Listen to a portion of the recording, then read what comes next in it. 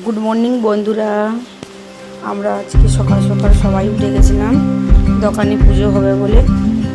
বড়মশাই চলে যাচ্ছে গাড়ি নিয়ে দোকানে।